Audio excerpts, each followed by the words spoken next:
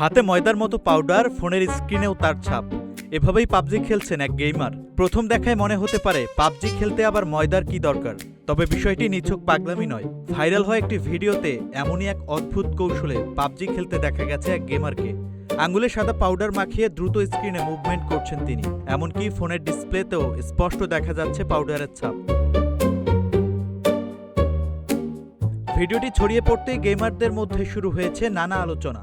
বিশেষ করে পাবজির মতো গেমে দ্রুত আঙুল চালানো, নিশানা ঠিক রাখা এবং রিকেল নিয়ন্ত্রণে আঙুলের মুভমেন্ট বেশ গুরুত্বপূর্ণ।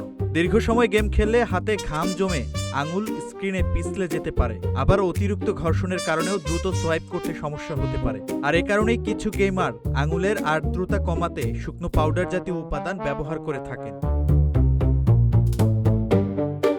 অনেকের মতে এতে আঙুল তুলনামূলক শুকনো থাকে এবং স্ক্রিনে দ্রুত সোয়াইপ করা সহজ হয়। তবে ভাইরাল ভিডিওতে পাউডারের ব্যবহার দেখে অবাক অনেকেই। কেউ কেউ মজার ছলে বলছেন প্রতিপক্ষকে হারানোর আগে পাউডার দিয়েই যেন ধোঁয়াশা তৈরি করছেন গেমার।